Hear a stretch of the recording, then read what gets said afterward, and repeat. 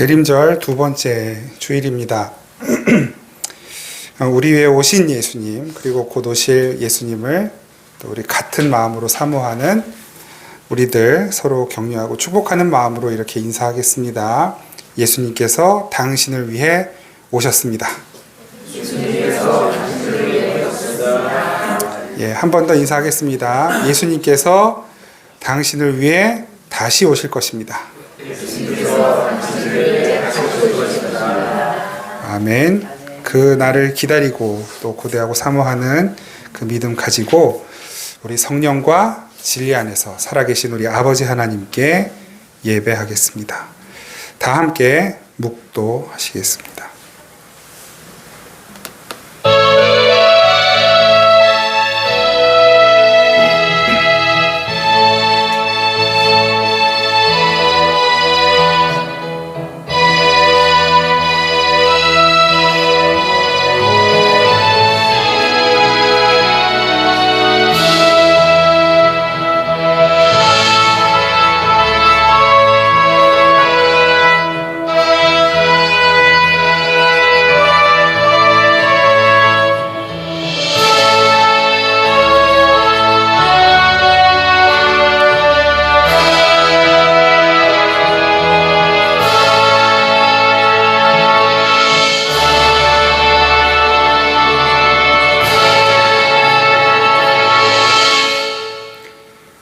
그러므로 형제들아, 우리가 예수의 피를 힘입어 성소에 들어갈 담력을 얻었나니 우리가 마음의 뿌림을 받아 악한 양심으로부터 벗어나고 몸은 맑은 물로 씻음을 받았으니 참 마음과 온전한 믿음으로 하나님께 나아가자.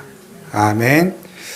살아계신 하나님, 우리의 삶을 바라볼 때 불확실한 것, 두려운 것, 알 수 없는 것 투성이지만 그 가운데서 분명한 한 가지, 하나님은 여전히 우리를 사랑하고 계신다는 것, 하나님 이 사실을 우리가 믿음으로 받아들이고 고백하고 감사하며 주님께 나아갑니다. 우리도 주님 사랑하는 그 마음 믿음으로 예배하기 원하오니 성령님 우리를 인도하여 주시고 우리를 다스려 주옵소서. 예배 끝까지 함께 하실 주님 감사드리고 예수님의 이름으로 기원하옵나이다. 아멘. 찬송가 11장 찬양 드리겠습니다. 찬송가 11장 찬양하겠습니다.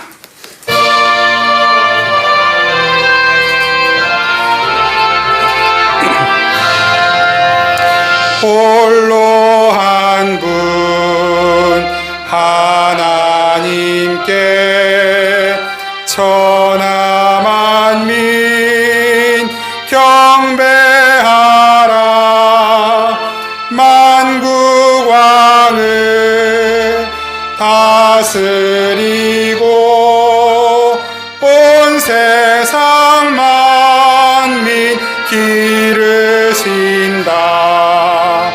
만국 왕을 다스리고 온 세상 만민 기르신다. 독생성자 예수님께 모든 죄인 회개하라. 세상 만민 구원하고 놀라운 은혜 베푸신다. 세상 만민 구원하고 놀라운 은혜 베푸신다. 보혜사 성령님께 모든 삶을 맡기어라. 말씀으로 도우시고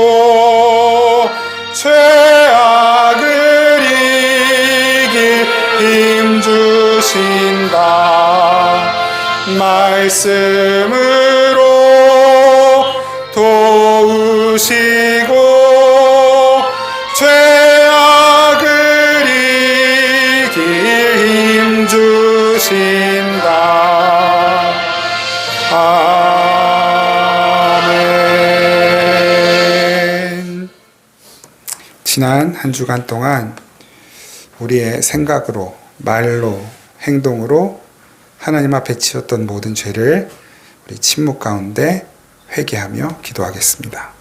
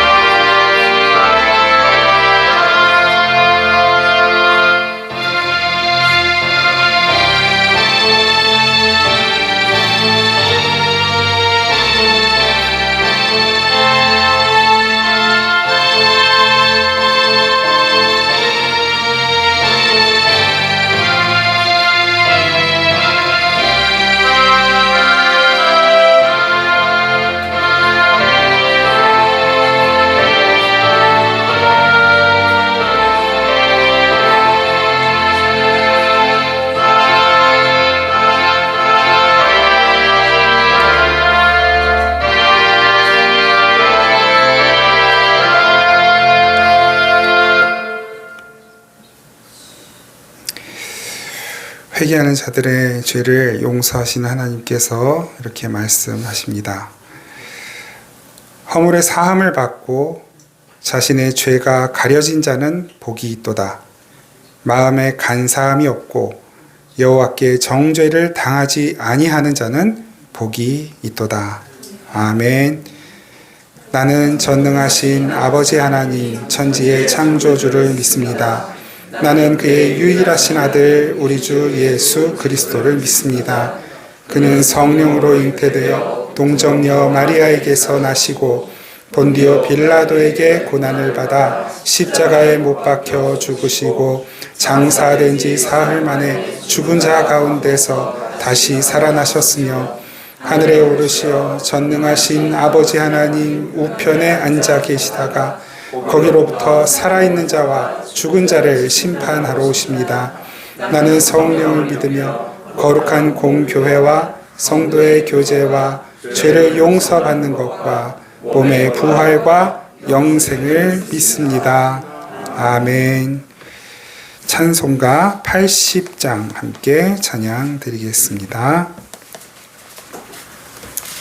찬송가 80장 찬양합니다.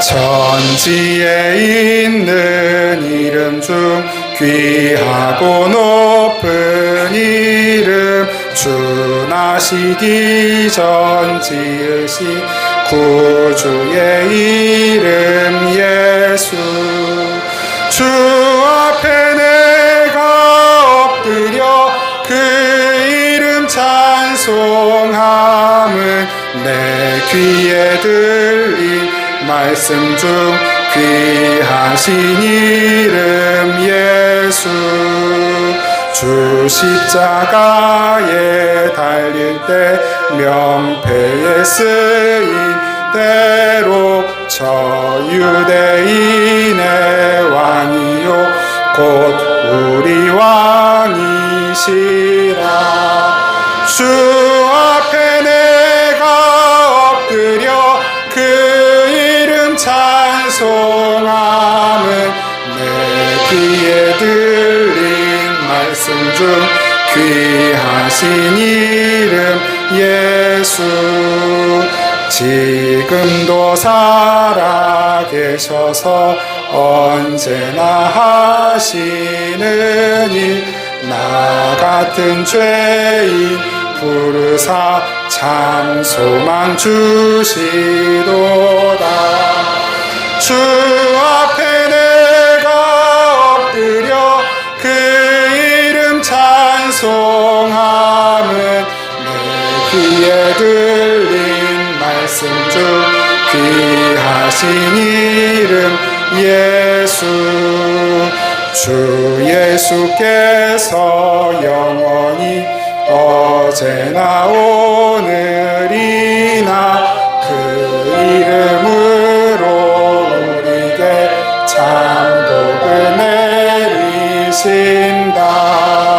주 앞에 내가 엎드려 그 이름 찬송함은 내 귀에 들린 말씀 중 귀하신 이름 예수. 아멘.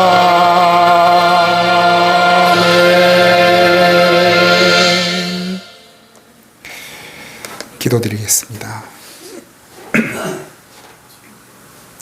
사랑하는 하나님, 죄 가운데 죽음을 목전에 두고 살던 저희들, 사람으로 오신 하나님께서 우리의 그 모든 죄값을 대신 다 짊어지시고 죽으시고 부활하심으로 우리에게 영원한 생명 주신 은혜를 감사하며 찬양합니다. 그 예수께서 오신 이 때를 우리가 기억하고 기념하고 또 감사하는 절기로 보내려 합니다. 하나님이 대림절 기간 정말 우리가 붙들어야 하는 소망이 무엇인지, 정말 우리가 인생에 바라보아야 하는 목표 지점이 어디인지 다시 한번 깨닫고, 잘못된 목표를 세웠다면 다 그 깃대를 꺾고 그 자리에 예수 그리스도의 십자가를 세우고 그 주님이 부르신 부르심의 상을 향하여 달려가기로 결단하는 이 대림절 기간으로 보낼 수 있도록 성령님, 저희들의 생각을, 마음을, 또 믿음을, 저희들의 몸을 친히 이끌어 주옵소서. 지난 한 해 동안 묵혀있던 모든 우리의 마음의 때와 먼지들을 다 털어내는 이 한 달이 되게 하옵소서. 잘못된 습관, 잘못된 죄의 습관들 아직 버리지 못한 것 있다면 2023년 다 보내기 전에 2023년을 마저 보내며 이 습관들도 함께 떠나보낼 수 있도록 은혜 베풀어 주옵소서. 이 남은 한 달을 그 어느 때보다도 주님과 가깝게 지내며 말씀 붙들고 기도하는 자리로 더 몸부림치며 달려가도록 저희들을 이끌어 주옵소서. 그래서 하나님께서 그 자리에서 우리에게 말씀하시는 새해의 다짐, 또 새해의 새로운 소망, 또 우리가 붙들어야 할 것들을 주님께로부터 받고 그것을 가지고 새해의 힘을 얻어 앞으로 힘차게 달려나갈 수 있도록 은총 베풀어 주옵소서. 하나님, 저희들 주님 앞에 간구합니다. 주님이 귀한 예배당 주셔서 오래도록 잘 사용하게 하셔서 감사합니다. 주님, 하나님의 뜻이 계시면 저희에게 새로운 처소를 허락하여 주시기를 기도합니다. 우리 어린 이나도 마음껏 예배당에 드나들 수 있고, 또 우리 어르신들도 편안하게 자유롭게 예배당에 드나들 수 있는, 우리 모두가 행복하고 또 우리 모두가 기뻐하고 감사하며 주님께 예배할 수 있는 곳을 허락하여 주옵소서. 상황과 환경은 우리에게 불가능한 것을 더 말하지만, 그러나 주님, 우리는 상황과 환경을 보지 않고 주님 바라보고 기도합니다. 허락하지 않으셔도 감사하고 또 허락하시면 또 감사하고, 그래서 우리가 주님 오실 때까지 더 기쁘게 주님 예배하고 주님 섬기고 또 이웃을 사랑하고 섬기는 일에 귀한 또 터전이 될 수 있는 예배당을 허락하여 주옵소서. 하나님, 이 세상 많은 곳 많은 사람들이 여전히 고통 가운데 있습니다. 그 전쟁의 공포와 두려움 대부분은 알지 못하는데, 지금 이 현실 속에서 그 전쟁의 공포와 두려움과 죽음의 위협 가운데 놓여 있는 아이들이 있고 어린이들, 청소년들이 있고 여인들이 있고 또 약한 민간인들이 있습니다. 그 전쟁통에 가장 목숨에 위협받는 이들, 또 가장 공포에 떨어야 하는 이들, 성장하는 이때 좋은 것만 보고 자라도 모자란 이때에 공포와 두려움 속에 자라야 하는 아이들을 주님 긍휼히 여겨 주옵소서. 저 이스라엘 팔레스타인 땅에 주의 평화를 허락하여 주옵소서. 중동 지역에 주님의 은총으로 아버지 화평케 하여 주시고, 아버지 우크라이나와 러시아의 전쟁이 속히 끝나고 다시 한번 주 안에서 교회들이 연합하여 새로운 평화의 시대를 열어가는 귀하고 복된 은혜가 있게 하여 주옵소서. 이 대한민국 남과 북이 그 주님의 하나 되게 하시는 은총으로 다시 연합하게 하시고 온 세계 열방의 횃불과 같은 나라가 될 수 있도록 교회들이, 성도들이 먼저 깨어 기도하게 하옵소서. 주님, 우리 성도님들의 모든 형편 주님께서 다 잘 알고 계시는 줄 압니다. 불투명한 미래, 앞으로 준비해야 될 것이 많은데 무엇을 준비해야 하는지, 또 앞으로 열린 길들이 많은데 어느 길로 가야 할지, 혹은 길이 하나밖에 없는데 그 길이 막힌 길처럼 보여서 답답해하는 우리 사랑하는 성도들, 주님, 주님보다 이들의 형편을 잘 아시는 이가 누가 있겠습니까? 주님보다 이들이 가야 할 길을 더 잘 예배해 주실 수 있는 이가 누구이겠습니까? 부디 주님 예비하신 그 길을 믿음의 눈으로 볼 수 있게 하시고, 아버지, 내 몸과 마음으로 열심을 내되 그 열심이 헛것이 되지 않도록 주님 바라보는 믿음으로, 아버지 주 안에서 내는 그 열심으로 주님 주시는 열매가 풍성한 우리 귀한 성도님들의 모든 삶이 되도록 은혜 베풀어 주옵소서. 우리 사랑하는 자녀들이 믿음 안에서 잘 자라갈 수 있도록 도우시고, 앞으로 진하게 길을 열어 주옵소서. 또한 진급하여 새학년으로 올라갈 때 지혜와 총명이 더하여지게 하시고, 나쁜 습관들 버려지고 좋은 습관으로 아버지 허락하신 학창생활을 잘 감당해낼 수 있도록 은혜 베풀어 주옵소서. 우리 아이들과 더불어 모든 성도님들에게 주님 좋은 만남을 허락하여 주시기를 원합니다. 좋은 사람들과 만나고, 또 누군가에게 내가 좋은 사람이 되고, 그래서 주님의 은혜가 서로 흘러가고 흘러받는 아버지 귀한 관계가 계속해서 만들어질 수 있도록 은혜 베풀어 주옵소서. 주의 몸된 이 교회가 주 안에서 더욱 강건해질 수 있도록 성령님 늘 함께하여 주시기를 다시 한번 간구하며, 오늘 귀한 예물 드린 손길들 주님 빈손으로 살지 않도록 그 손에 주의 은총으로 넉넉히 채우셔서 나누고 베풀어도 오히려 넘쳐나는 주의 비밀이 그 삶 속에 구현이 되는 복된 삶이 될 수 있도록 도와주옵소서.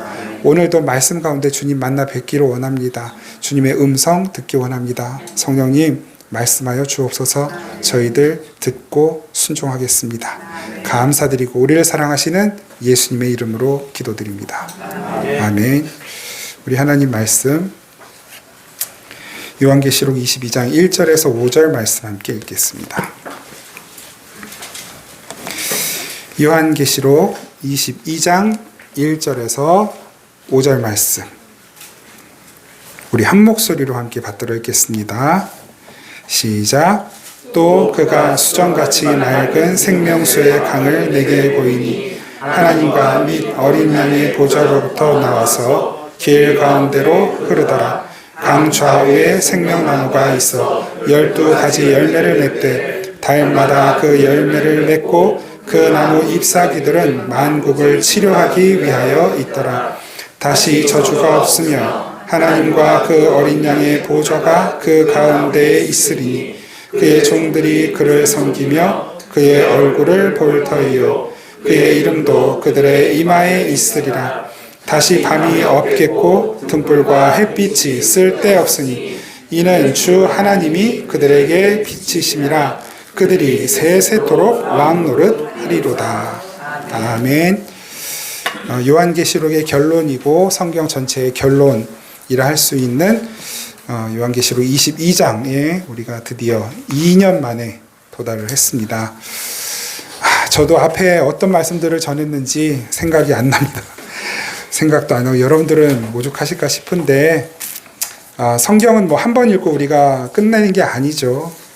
말씀은 늘 들어도 새롭고, 또 하나님이 우리에게 만각의 은혜를 주셔서 들은 말씀 또 들어도 또 새 은혜가 있게 만들어 주셨으니까 그 은혜를 또 사모하는 마음으로 우리 요한계시록 22장 마지막으로 좀 살펴보고 계속해서 주님 말씀 향하여 열심히 달려가면 좋겠습니다. 오늘 본문 안에는 소위 우리 크리스찬들 뿐만 아니라 모든 세상 사람들이 다 바라는 복의 개념, 그리고 의로움의 그 개념들이 사실은 다 녹아 있습니다. 그러니까 하나님 나라는 완전한 하나님의 복이 끊임없이 주어지고, 그 하나님의 백성들은 그 복을 조금도 흘리지 않고 빼앗기지 않고 풍성히 누리는 나라인 것이고, 그 하나님 나라는 그 의로움, 하나님의 의로움이 흘러넘치는 곳, 불의가 없는 곳입니다.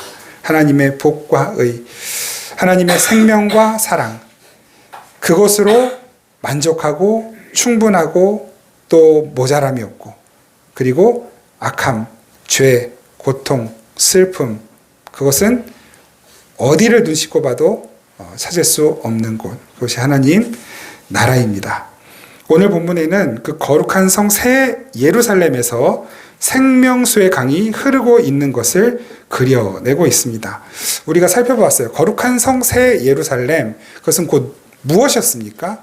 그것은 어떤 건물이나 혹은 도시를 설명하는 것이 아니라 바로 하나님의 백성들 곧 구원받은 저와 여러분들이 그 사도와 선지자들의 터 위에 세움받은 교회, 성도가 바로 거룩한 성 새 예루살렘이더라. 그 성의 문에 박힌 보석들, 그게 곧 하나님의 백성들의 이름이었죠. 그걸 우리가 확인했어요.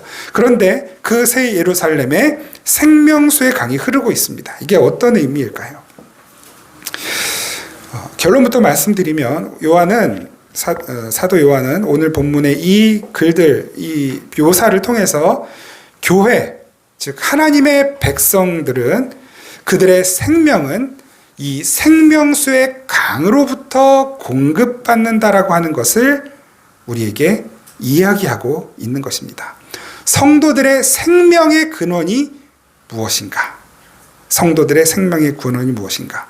바로 그것이 그 강 한가운데를 가로질러 흐르는 생명의 강이죠. 처음 에덴 동산에 기억하십니까? 강이 흘렀어요. 그 에덴 동산으로부터 에덴 동산을 가로질러 흐르는 네 강, 비손, 기온, 히데길, 유브라데, 이 네 강이 사면으로 흘러가는 그림을 한번 보여주었죠. 그러니까 그 동산에 물이 흘러요. 이사야 58장에 물된 동산이라는 표현이 나오죠.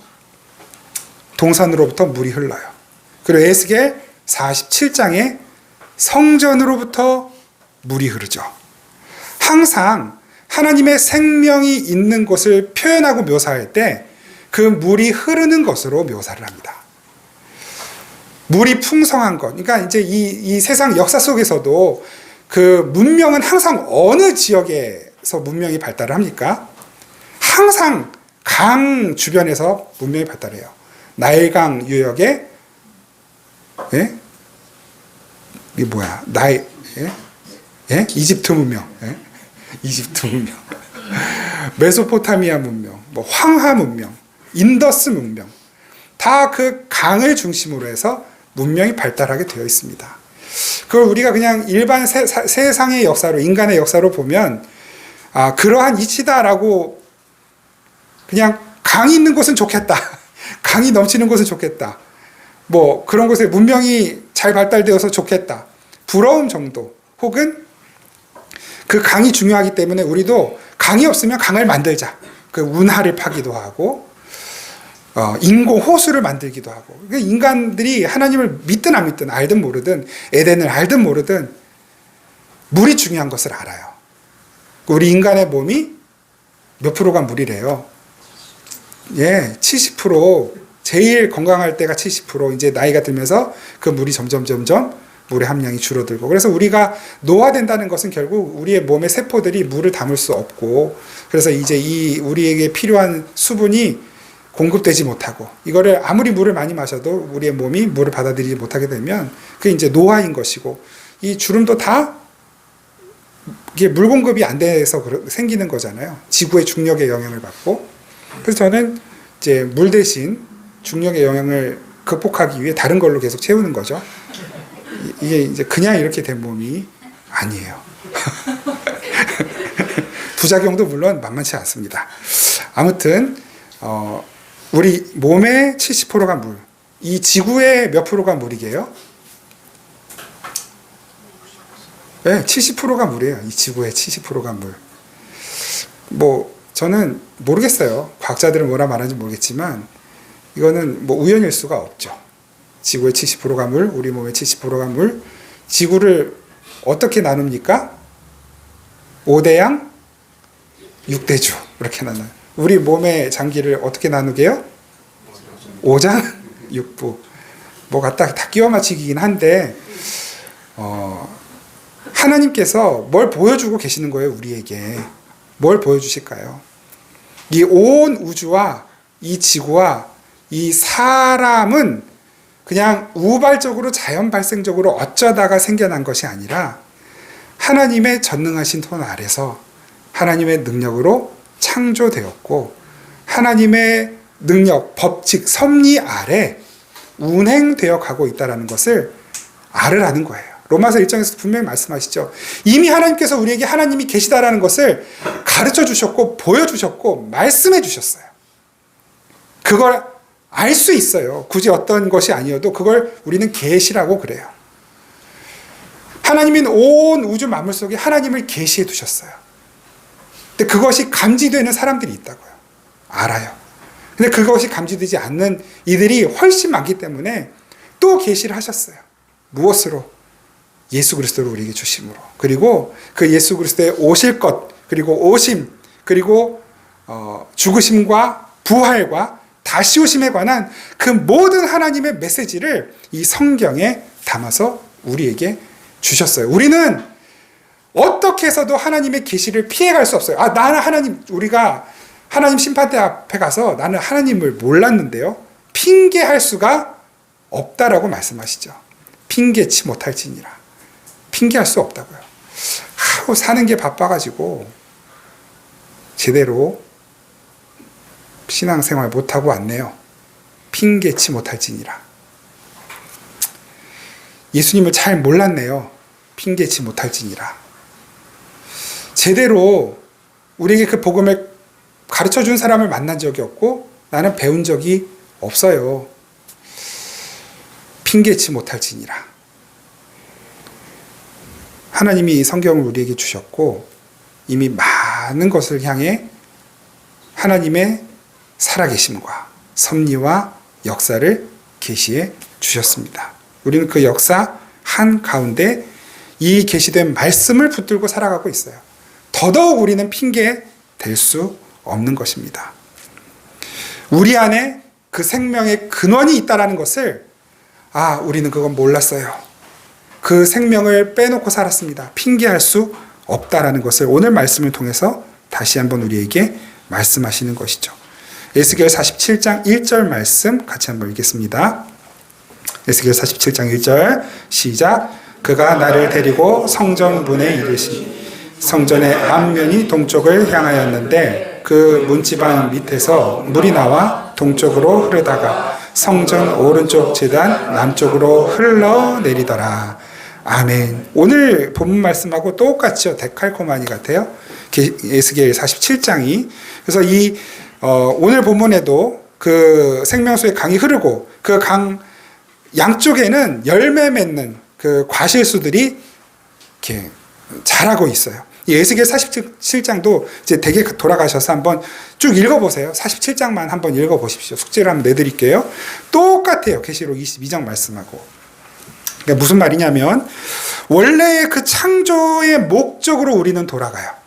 예수 그리스도께서 첫 아담에 의하여 창조의 목적이 깨졌다면 두 번째 아담인 예수 그리스도에 의하여 그 창조의 목적이 다시 복구되고 회복돼요. 우리는 그 안에 온전한 목적을 알고 그 목적에 맞추어 살아가도록 부름을 받았어요. 그래서 우리는 그 창조의 목적으로 돌아가서 회복된 에덴으로 들어갈 것이고 그 나라를 소망하며 사는 것이죠.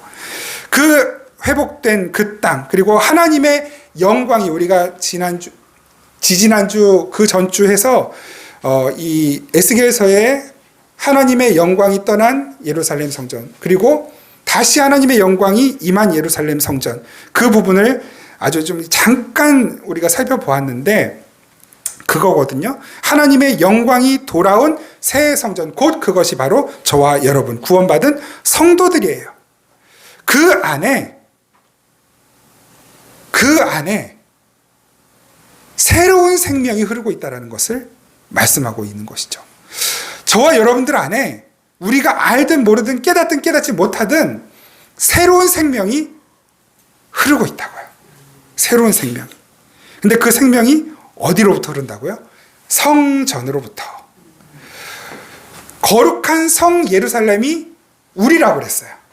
근데 여러분 옛날 구약의 그 예루살렘 지도를 제가 준비를 했어야 되는데 어떻게 돼 있냐면 예루살렘 성은 이렇게 좀 딱 막 구획이 딱 잘 짜여진 도시는 아니에요. 이렇게 삐뚤빼뚤 막 이렇게 구획이 되어져 있어요. 그런데 그 오른쪽에 예루살렘 성전만 직사각형으로 예루살렘 성전만 따로 이렇게 자리하고 있고 그 성전 한 중심에 우리 살펴봤죠. 직육면체의 성소가 있고 그 성소에 해당하는 곳 절반 딱 정육면체 가로 세로 높이가 똑같은 정육면체의 지성소가 있어요. 그 지성소는 지성소의 안에는 법궤가 있고 하나님 말씀을 담은 법궤가 있고 그 법궤 뚜껑을 우리가 통상 뭐라 부르냐면 성경에서 뭐라 부르냐면 시은소, 시은좌, 베풀시, 은혜은. 그래서 하나님의 은혜가 베풀어지는 곳, 하나님의 은혜가 베풀어지는 자리, 하나님의 임재가 그 위에 임했거든요. 하나님께서 그 위에 임재하시는 것으로 그려내고 있죠. 그러니까 거기에서 이스라엘 백성들이, 출애굽한 이스라엘 백성들이 움직이는 동력은 어디에서 나오냐면 바로 그 하나님의 말씀으로부터 나와요. 그 시은소에서 나와요. 그래서 거기에는 항상 하나님의 영광이 구름으로 불로 임하고 있죠. 구름 기둥, 불 기둥. 그건 이제 구름 기둥 따로, 불 기둥 따로가 아니라고 말씀드렸어요. 하나의 기둥인데 낮에는 밝으니까 그 안에 있는 불이 안 보이는데 밤에는 어두워요. 그래서 그 구름이 싸고 있는 그 안에 불 기둥이 밖으로 드러나는 거예요. 그 구름 기둥, 불 기둥 하나의 기둥이에요. 그 기둥이 이스라엘 백성들을 쫙 몰고 가죠. 그 기둥이 멈추면 백성들도 멈추고 그 기둥이 움직이면 백성도 함께 움직이는 거예요. 그 하나님의 영광, 하나님의 임재를 나타내는 거거든요. 그런데 그것이 누구에게 회복되었는가? 누구에게? 바로 예수 그리스도로 말미암아 구원받은 저와 여러분들의 삶에 회복된 삶의 원리가 된 것이죠. 그걸 보여주시는 거예요. 그 안에 흐르는 생명. 계시록 21장 22절 말씀, 우리 지난 본문이었는데요. 계시록 21장 22절 같이 한번 읽어보실까요? 시작. 성 안에서 내가 성전을 보지 못하였으니 이는 주 하나님 곧 전능하신 이와 및 어린 양이 그 성전이심이라. 그 이야기를 하고 있는 것입니다. 성 안에 성전이 있어요. 그러니까 하나님 나라가 이제 환상을 보는 거잖아요. 그런데 그 성전이 있을 줄 알았는데 거룩한 성새 예루살렘 들어가서 구약의 그림으로는 사도 요한이 배운 바로는 그 새 예루살렘이 있으니까 그 안에는 성전이 있어야 되는데 갔더니 성전이 없네 그런 거예요. 왜 없을까? 그 성전은 완성됐어요. 건물이 아니라 하나님과 어린 양이 성전이신 거예요. 그 성전으로부터 물이 흘러 넘치기 시작하는 것입니다. 생명이. 그 하나님이 어린 양 예수가 어디 계셔요? 지금 우리 안에 좌정하여 계시죠. 그러니까 우리 안에 내가 거부하고 거절해도 그 생명은 반드시 흘러 넘치게 되어 있어요. 그 에스겔 47장이 그리고 계시록 오늘 본문이 가르쳐주는 바, 이것이 바로 우리 안에서 발동되어야 하는 진짜 생명이에요. 진짜 생명력. 이 생명력으로 우리는 진짜 생명력 있게 살아가는 거거든요. 이 생명으로. 근데 이 생명을 모르면 금방 활력을 잃고 삶의 목적을 잃고 그 불확실하고 두려운 미래에 대한 공포 때문에 살아갈 의욕도 잃고 또 남들과의 경쟁 사회 속에서 내가 경쟁이 뒤처지는 것 같으면 또 의욕을 잃고 낙심하고 좌절하기를 계속해서 반복적으로 하게 되는 것입니다. 감사함을 잃고 원망과 불평이 쌓여가는 삶, 생명을 잃은 자들의 아주 공통된 특징인 것이죠. 이 시대의 모든 사람들이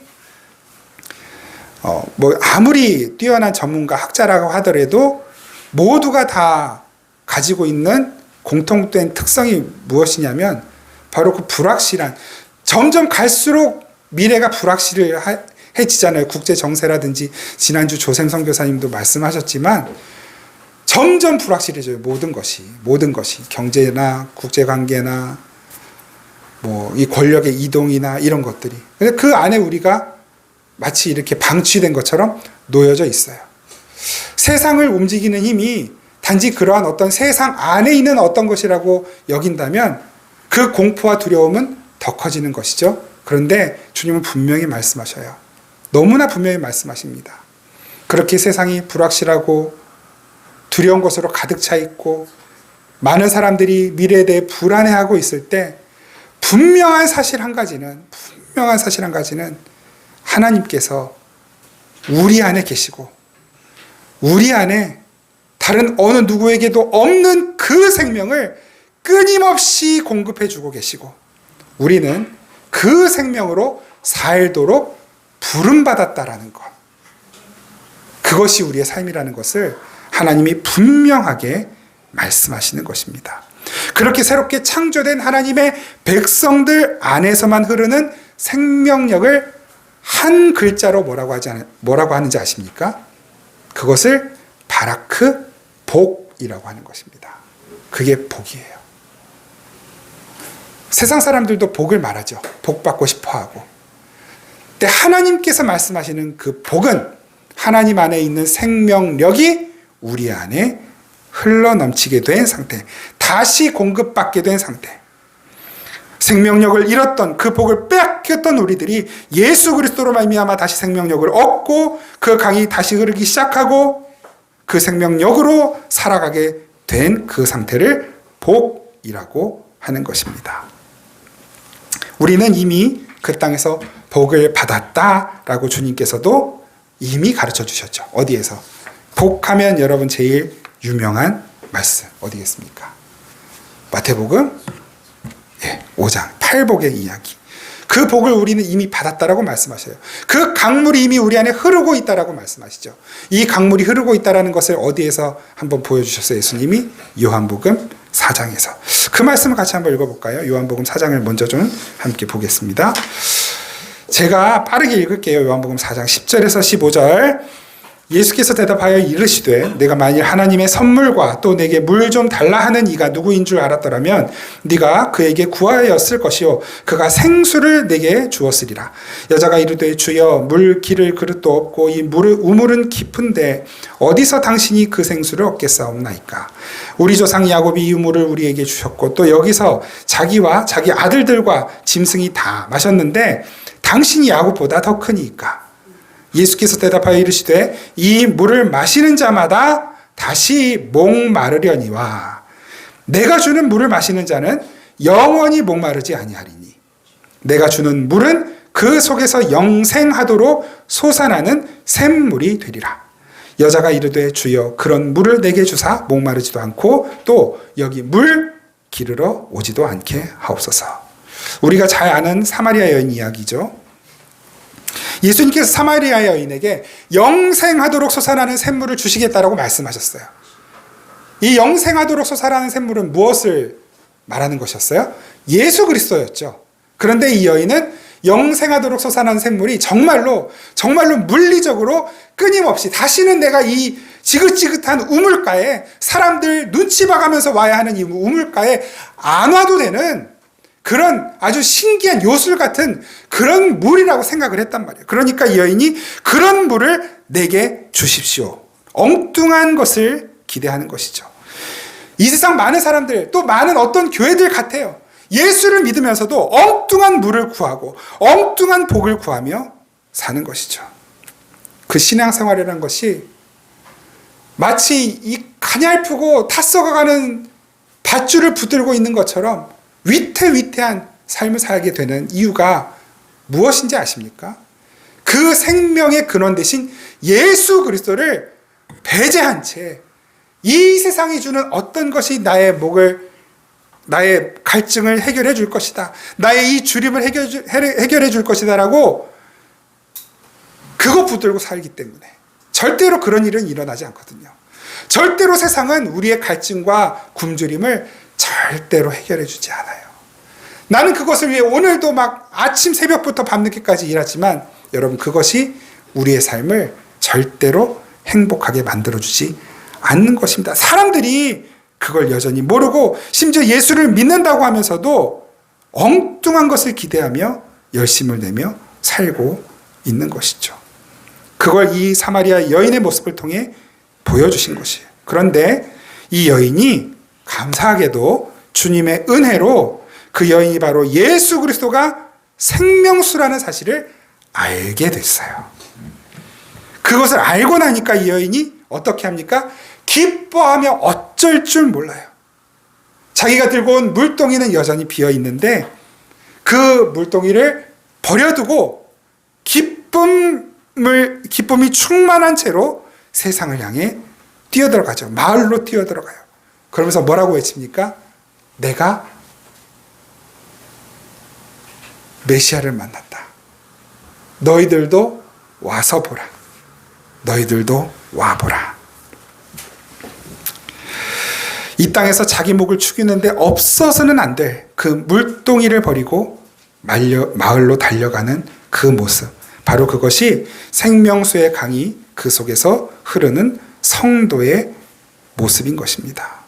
성도는 예수님 앞에서 그 물동이를 들고 주님, 이 물동이를 채워주세요. 영원히 기적처럼 마르지 않을 물을 내 물동이에 채워주세요 라고 부르짖고 징징대는 사람들이 아니라 이 세상의 힘인 그 물동이를 내려놓고 예수 그리스도라는 그 참 생명수를 이 세상에 소개하고 전하는 삶을 사는 사람들인 것이에요.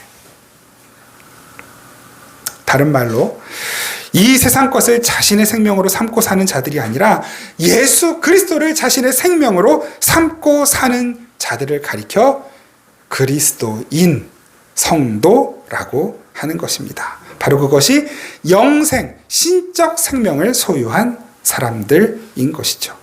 요한일서 5장 11절에서 12절 같이 읽겠습니다. 시작. 또 증거는 하나님의 교회의 영생을 주시고 이 생명이 그 안에 있는 것입니다. 아들이 있는 자에게는 생명이 있고 하나님의 아들이 없는 자에게는 생명이 없느니라.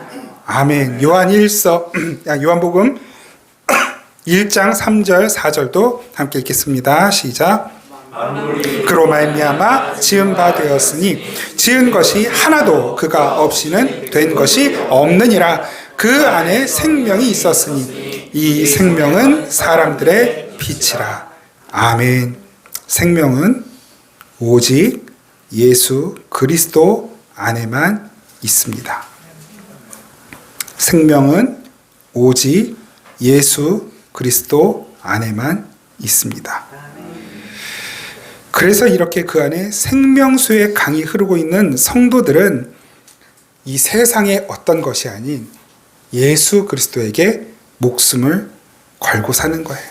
그러니까 이 세상 사람들이 볼 때는 너무너무 답답하고 너무너무 불편하게 사는 것처럼 보이는 것이죠.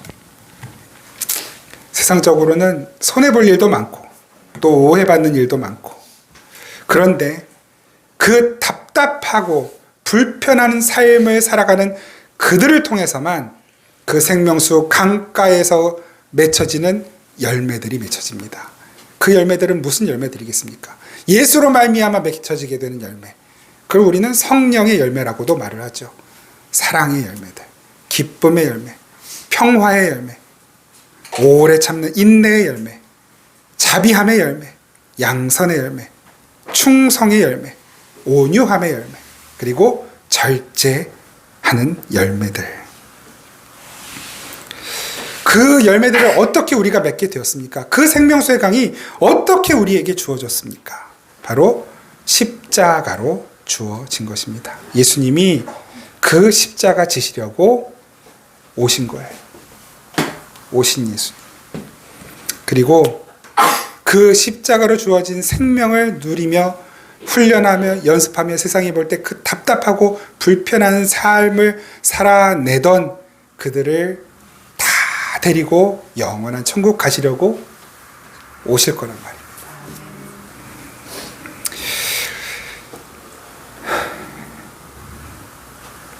그 생명수이신 예수 그리스도를 영접하고 이 땅에서 이미 하늘나라의 삶에 동참하고 있는 우리들의 모습, 그 모든 성도들의 모습, 교회의 모습은 이 세상 속에서 어떤 모습으로 비춰지게 될까요? 그 생명수가 흐르는 그 강가에 살아가는 그 거룩한 성 예루살렘이 된 자들의 모습은 어떤 모습일까요? 바로 아까 잠시 말씀드렸지만 바로 그 모습을 설명하시는 것이 어디냐면 바로 예수님께서 팔복을 설명하신 내용인 것이죠. 팔복. 마태복음 5장. 그걸 좀 같이 오늘 그 팔복의 내용까지를 좀 살펴보고 다음 주에 이어서 그 뒷부분을 좀 살펴보려고 합니다. 준비된 부분들을. 마태복음 5장 3절에서 12절 조금 길지만 같이 한번 읽겠습니다. 시작.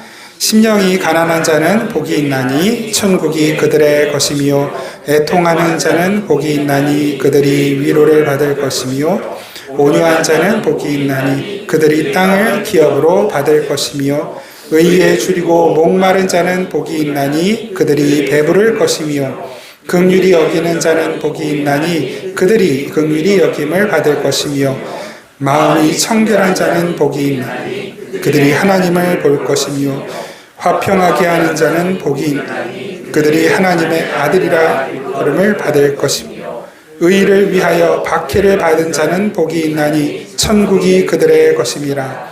나로 말미암아 너희를 욕하고 박해하고 거짓으로 너희를 거슬러 모든 악한 말을 할 때에는 너희에게 복이 있나니 기뻐하고 즐거워하라. 하늘에서 너희의 상이 큼이라. 너희 전에 있던 선지자들도 이같이 박해하였느니라.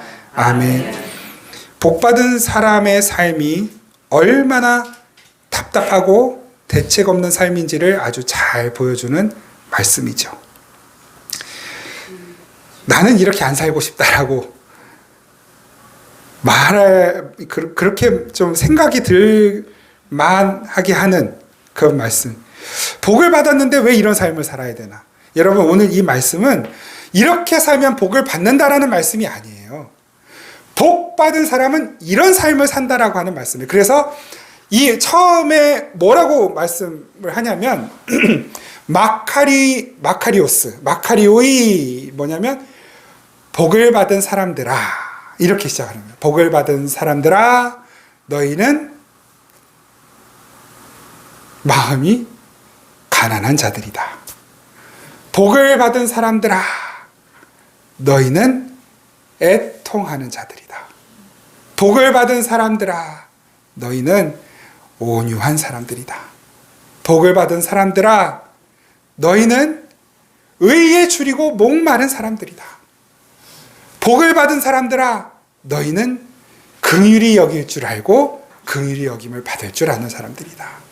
복을 받은 사람들아, 너희들은 마음이 화평한 자들이다. 복을 받은 사람들아, 너희는 화평케 하는 자들이다. 복을 받은 사람들아, 너희들은 그 의를 위하여 핍박을 받는 사람들이다. 이게 복의 내용이에요. 복을 받은 사람들의 삶의 내용이에요. 그렇게 살고 싶으십니까? 근데 이게 복 받은 사람들의 삶이에요. 우리의 기대와 너무 다르죠. 근데 이 복 있는 자, 그 생명수가 흐르는 자들, 생명수를 가진 자들은 심령이 가난하대요. 심령이 가난하다는 것은 예수님께서 내 안에 자리하실 수 있도록 내 마음에 쓸데없는 잡동사니들을 다 치워놓은 상태. 그래서 마치 사람들이 보면 가난한 것처럼 보이는 상태. 뭐 욕심도 없어 보이고 때로는 심지어 어떤 때는 삶에 의욕도 없는 것처럼 보여요. 그런데 그게 아니란 말이에요. 삶에 의욕이 없고 욕심이 없어서가 아니라 욕심도 있고 뭔가를 이루고자 하는 욕망도 있어요. 그런데 내가 그 욕심과 욕망을 가지면 예수님이 계실 자리가 없어요. 그래서 그것을 비워놓는 거예요. 그게 심령이 가난하다라는 말의 의미인 것입니다. 그저께 묵상글 그 빈방 있습니까? 라는 제가 옛날 연구 그 대사는 사실 정확하지 않아요. 그냥 제 느낌으로 쓴 거기 때문에 그렇게 좀 양해해 주시고 읽어보신 분들 아시겠지만 정말 우리 심령 안에 예수님이 계실 빈방이 있는가? 그럼 다른 곳에 다른 방들은 다 내가 원하는 걸 채워놓고 그 방 한켠에 좀 넓은 방 예수님 드리면 되겠다. 그거 아니에요. 다 비우고 온전히 내 삶이 예수님이 거하시는 곳이 되게 하는 것이에요. 그것이 심령의 가난함인 것입니다. 저 여러분들의 마음속에 그 예수님이 계실 자리가 있습니까? 아니면 내 욕심과 욕망을 여전히 남겨두고 이걸 도와주시려면 예수님 모시고 하나님 예수님 여기에 도움이 안 되실 거면 좀 얌전히 계셔 주십시오 라고 하는 것이 혹시 우리의 솔직한 마음은 아닙니까? 이건 나중에 하여튼 같이 이 가난함, 그러니까 이 성경이 말하는 부자, 그 성경이 말씀하시는 그 가난함은 좀 나중에 다시 한번 말씀 나누기로 하죠. 두 번째로 애통하는 자 복이 있다. 복이 있는 자들은 애통하는 자다라고 말씀하셔요. 이 애통, 펜데오라는 말을 쓰는데 이건 뭐냐면 억울함에 대한 애통함이에요. 억울함에 대한 애통. 그러니까 그리스도인들은 이 세상에서 살면 하나님의 복을 받은 자들은 예수 그리스도의 생명이 흐르는 자들은 억울할 일들이 생겨요. 왜냐하면 예수님을 안 믿었으면 손에 안 봐도 되는 일들이 많아요. 내가 교회 안 나갔으면 예배 안 드렸으면 헌금 안 했으면 봉사 안 했으면 내가 하나님 사랑하지 않았으면 억울할 일 없어도 돼요. 한 대 맞으면 두 대 쳐버리고 하나 뺏겼으면 두 개 빼앗으면 되는 거거든요. 그런데 내가 예수 믿는다는 이유로 손해봐야 될 일들이 생겨요. 그러면 억울하잖아요. 억울하지. 안 억울하세요?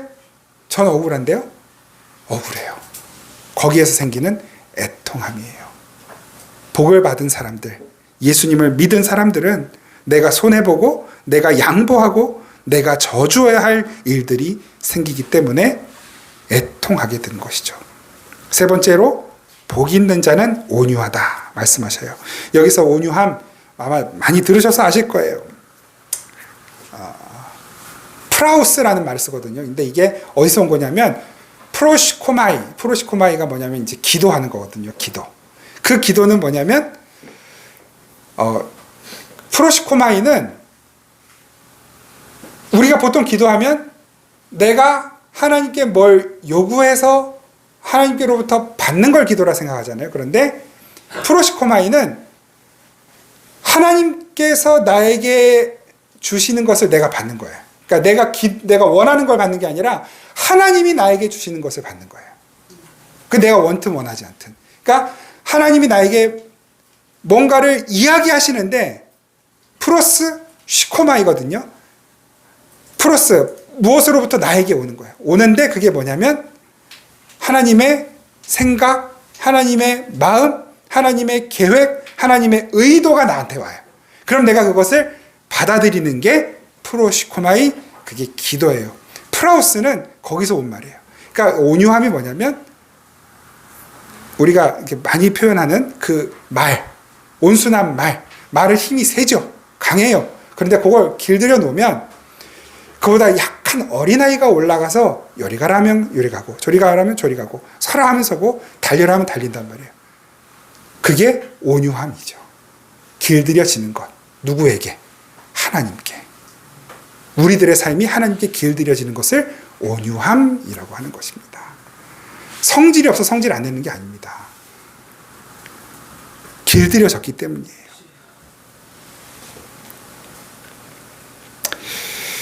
의에 줄이고 목마른 자. 네 번째죠. 의에 줄이고 목마른 자는 배부를 것이다. 우리가 줄이고 목말라야 하는 지점을 이야기하는 것이죠. 그 의에 줄여 있어요. 복을 받은 사람들은 그 의가 무엇인지를 알아요. 그런데 그 의를 내가 행할 능력도 없고 내놓을 실력이 없다는 걸 알아요.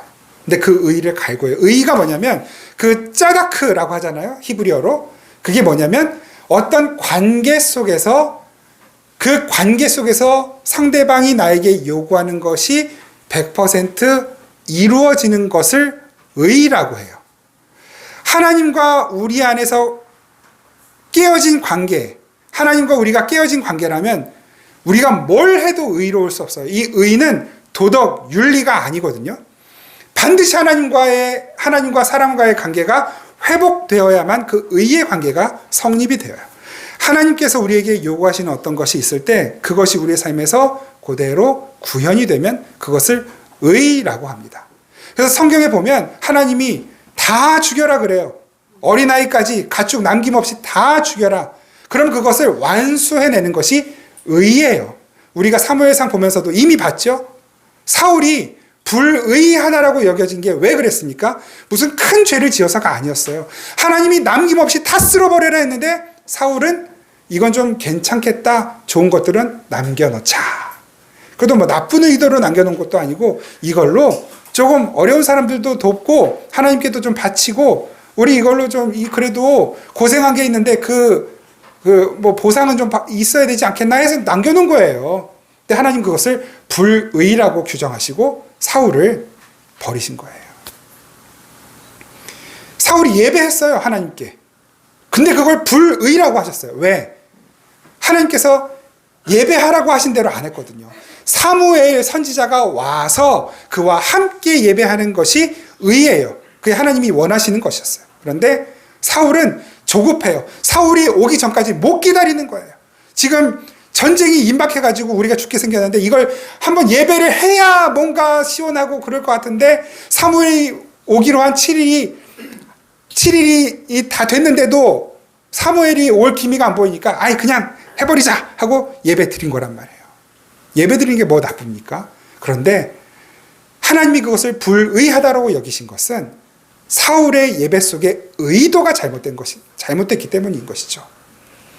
하나님의 은혜와 하나님 앞에 순종을 고백하기 위한 예배가 아니라 하나님의 힘을 빌어 이 전쟁에서 이겨 내 위신과 평판과 나의 업적을 쌓기 위한 의도로 드린 예배였기 때문에 하나님이 불의라고 규정하신 것입니다.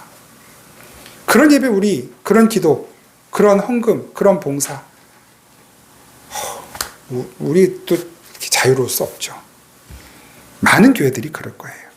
근데 그 의를 구하는 것, 그것이 의에 줄이고 목마른 것이죠. 성도가 하나님의 은혜로 하나님과의 관계를 회복하고 복을 받게 되면 이 세상에 대한 욕구나 이 세상에 대한 목마름이 아닌 하나님에 대한 목마름, 하나님의 것에 대한 갈급함이 생겨나기 때문에 이렇게 말씀하시는 것입니다. 진짜 하나님을 기쁘시게 하는 삶이 무엇일까? 지난 한 주간 그런 생각을 우리가 얼마나 하면서 살았습니까? 하나님을 어떻게 하면 내가 오늘 하루 기쁘시게 할 수 있을까? 아침에 내가 오늘 눈 떴는데 어떻게 하면 하나님이 눈 뜨게 하신 이 하루를 하나님 기뻐하시게 살 수 있을까? 그런 고민을 얼마나 우리가 하면서 또 살았습니까? 좀 부끄러운 것이죠.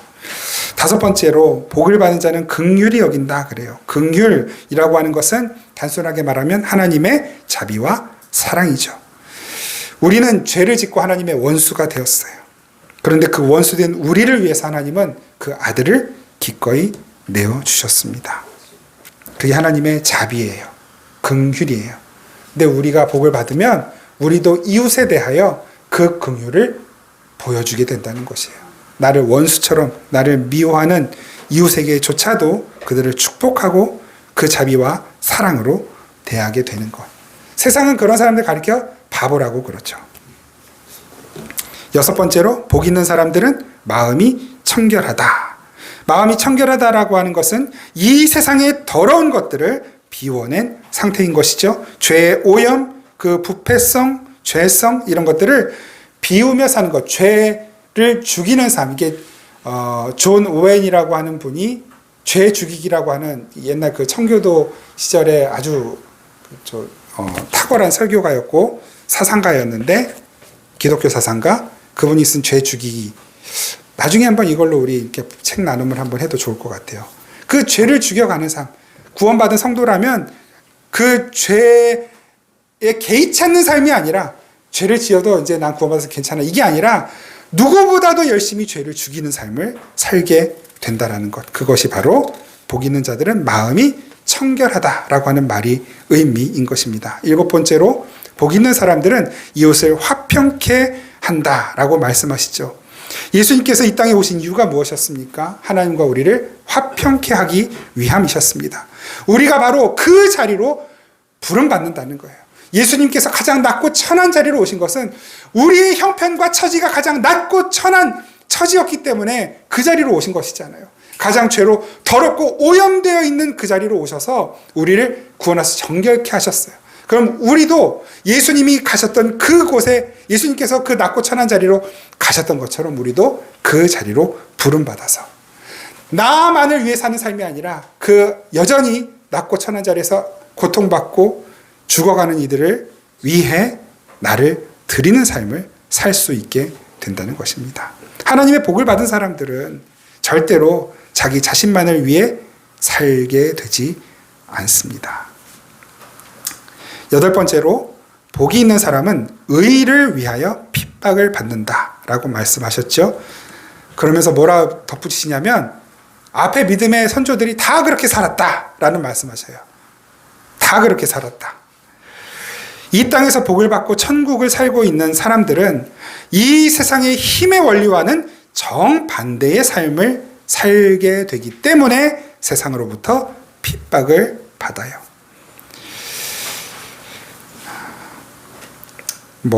있어서는 안 되는 일이지만 학교 폭력, 누가 누구를 가장 괴롭힙니까? 힘이 없는 사람, 힘이 없는 아이들을 힘이 있는 아이들이 괴롭혀요. 핍박하는 거예요. 그리스도인들은 아무리 힘이 있고 아무리 뛰어나고 아무리 강하고 많은 것을 가졌어도 누군가를 핍박하는 자리에 있지 않고 오히려 핍박당하는 자리에 있게 된다라는 것을 말씀하셔요. 일부러 막 핍박받는 자리에 찾아서 간다는 의미가 아니라 반드시 누군가가, 진짜 우리가 그리스도인이라면 반드시 핍박을 당하게 되어 있어요. 거기에 악다구니를 쓰면서 거칠게 대들고, 아까 말씀드린 것처럼 한 대 맞으면 두 대 때려야 직성이 풀리는 그런 세상의 원리가 아닌, 세 대 네 대를 맞아도 내가 예수 그리스도를 기억하고 바라봄으로 인내하고 참아내는 것, 쉽지 않죠. 물론 쉽지 않죠. 또 그렇게 막 못 살았다고 해서 무슨 큰 천벌을 받고 그런 것도 아니에요, 사실. 그런데 그곳으로 가는 거예요. 그 지향점이 거기에 있기 때문에 애쓰고 몸부림쳐 보는 거예요. 예수님이 그렇게 사셨기 때문에. 그 모습을 가장 잘 보여주는 사람이 있었죠. 사도행전 7장에 스데반. 사람들이 돌을 던지는 그 자리에서 주님, 저들은 뭐 하고 있는지 모르니까 주님이 저들을 그냥 용서해 주십시오. 그 얼굴이 어떻게 됐다고요?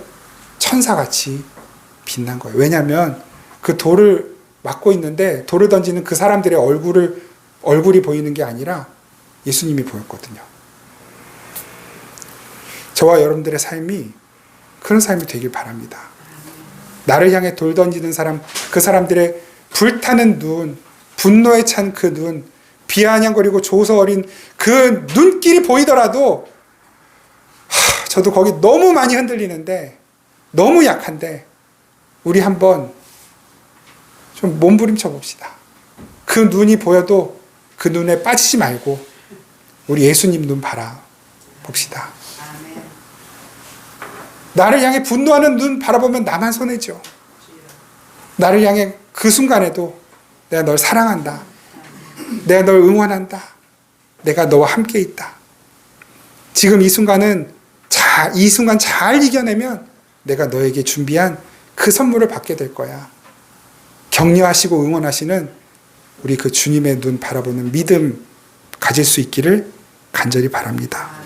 그렇게 우리는 하나님 나라의 삶의 원리인 그 십자가의 원리를 이 땅 가운데서 훈련하며 살게 되는 것이에요. 그래서 복받은 사람들의 삶은 고단하고 힘든 것입니다.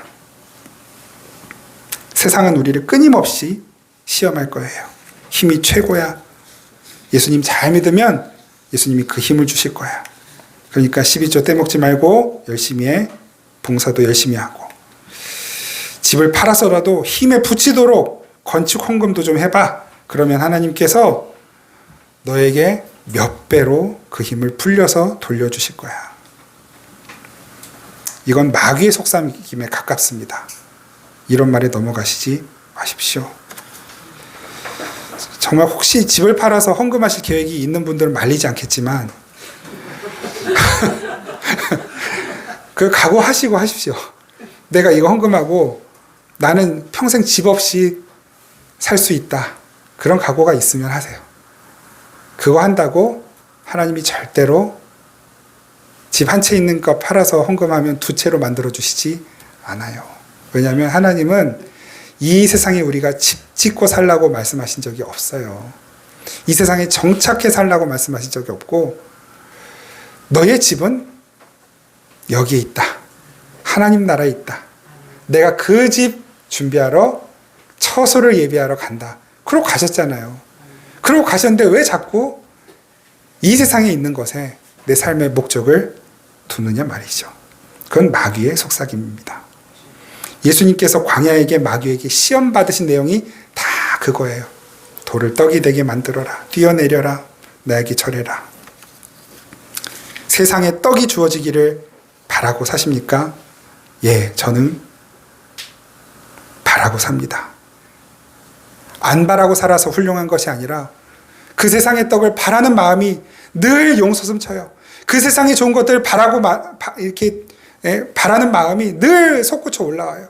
마귀에게 한번 절하고라도 많은 것을 얻을 수 있다면 눈 딱 감고 마귀에게 한번 절하고 싶은 마음이 용솟음 치는 것이 솔직한 우리의 심정이에요.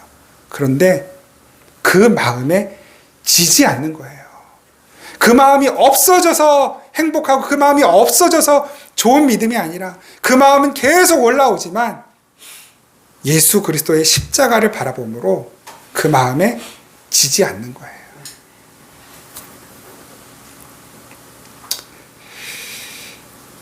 주님 우리에게 떡을 이미 주셨어요. 여기까지만 하고 마칠게요. 우리에게 떡을 주셨다고요. 마귀는 돌을 떡으로 만들어 먹어라. 그건 뭐예요? 음식이죠, 음식. 네 배를 불릴 거 만들어서 먹어. 너 그런 실력이 있잖아. 너의 배를 불릴 거, 너를 만족시킬 그 음식을 만들어 먹어. 그런데 예수님은 뭐라세요? 내가 이미 떡이다 그러셔요. 그리고 그 마귀 앞에서는 사람이 그 떡으로 살 것이 아니라 하나님 주시는 말씀으로 산다 이렇게 말씀하시죠. 사람이 떡으로 산다 할 때 그 떡은 음식이에요. 그런데 하나님께서 주시는 말씀으로 살아라 할 때 그 말씀은 양식이에요. 예수님께서 우리에게 떡이 되셨다라고 하는 것은 우리의 음식이 되셨다는 말이 아니라 우리의 양식이 되셨다라는 말씀이죠. 이스라엘 백성들이 출애굽했을 때 광야에서 매일 하늘로부터 만나가 떨어졌습니다. 땅에 하늘로부터 떨어진 게 아니라 땅에 맺혔죠. 그 만나를 하나님께서 주신 것은 음식으로 주신 것이 아니라 양식으로 주신 거예요. 왜? 그러니까 음식과 양식이 무슨 차이가 있어요? 물론 큰 차이는 없어요. 그런데 성경은 명확하게 그것을 구분해요. 음식과 양식을 구분해요. 음식은 내 배를 불리고 나를 만족시키기 위해 취하는 것이거든요. 양식은 어느 목표 지점이 있어요. 하나님께서 주신 목표 지점이 있으면 그곳으로 갈 수 있도록 만들어주는 에너지, 그곳으로 갈 수 있게 해주는 힘을 공급하는 것이 양식이에요. 하나님은 만나로 양식을 주셨어요. 그래서 그 양식은 쌓아놓을 수가 없었어요. 그날 먹으면 없어지는 거예요. 하나님이 우리에게 양식을 주시는 양식. 이스라엘 백성들은 그 광야에 날마다 가득한 만나를 보면서 야, 우리 부자 되겠다. 이제 굶어 죽을 걱정이 없구나. 이걸 생각하고 이걸 바라보는 것이 아니라 이 만나를 날마다 이렇게 공급해 주시는 하나님이라면 우리를 약속하신 그 가나안 땅에 반드시 들어가게 하실 수 있겠구나. 그래서 여러분, 이스라엘 백성들이 그 가나안 땅을 12지파별로 이렇게 분할을 하잖아요. 그 분할을 할 때 가나안 땅에 들어간 다음에 분할한 게 아니라 가나안 땅에 들어가기 전에 분할을 했어요. 왜 그랬을까요? 하나님을 신뢰했기 때문이죠. 하나님이 약속하신 건 반드시 이루어질 것을 믿었기 때문에, 하나님이 우리에게 그 양식을 공급해 주신 것을 경험했기 때문에. 요한복음 6장 27절 말씀 같이 읽겠습니다. 요한복음 6장 27절 시작. 썩을 양식을 위하여 일하지 말고 영생하도록 있는 양식을 위하여 하라. 이 양식은 인자가 너희에게 주리니 인자는 아버지 하나님께서 인자니라. 아멘. 요한복음 6장 55절 마지막 있습니다. 시작. 내 살은 참된 양식이요 내 피는 참된 음료로다. 아멘. 그 양식과 음료 예수 그리스도이십니다. 그 예수님이 바로 우리의 생명의 근원이시고 그 생명의 근원이신 예수로부터 우리 안에 날마다 그 생명의 강이 흘러넘칩니다. 그 강가에 머물러 계십시오. 그 강물을 떠서 마시면서 주님이 우리에게 가라 하신 그곳으로 가십시오. 오늘도 우리에게 있게 하신 그 자리로 그 양식에서 힘을 얻어 가실 수 있기를 바랍니다. 하나님이 우리에게 허락하신 삶의 터전은 우리의 생계 유지의 수단으로 허락하신 것이 아닙니다. 거기서 돈 잘 벌어서, 돈 많이 벌어서 부자 되라고 주신 자리가 아니란 말이에요. 양식을 얻으라고 주신 자리예요.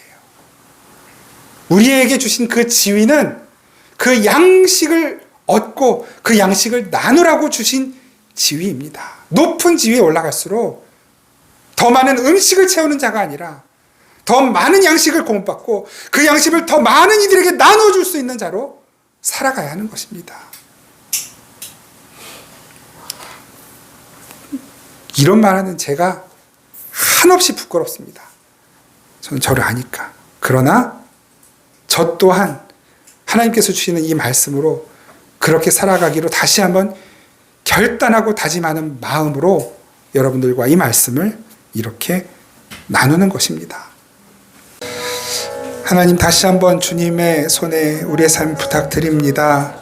내가 욕심 부리고 내가 애써도 가질 수 없는 그 자리, 그것에 더 이상 우리의 손을 뻗는 어리석음을 거두고 이미 하나님께서 우리에게 약속하신 그 풍성함, 그 생명에 우리의 손을 뻗고 주님이 내미시는 그 손에 우리의 손을 내어 드려서 주님이 인도하시는 그 생명의 강이 흐르는 곳마다 죽은 것이 살아나고 말라 비틀어진 그 잎사귀가 다시 생명을 얻어 오히려 이제는 그것이 삶을 살리는 약이 되는 그 생명의 강, 그 강 한가운데 저희들 살게 하옵소서. 감사드리고 우리를 사랑하시는 예수님 이름으로 기도드립니다. 아멘.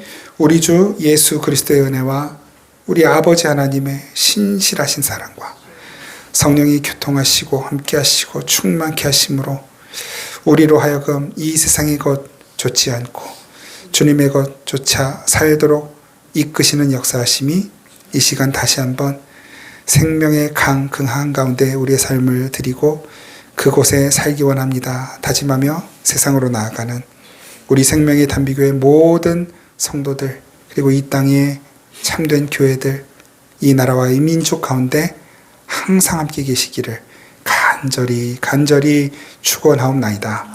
아멘.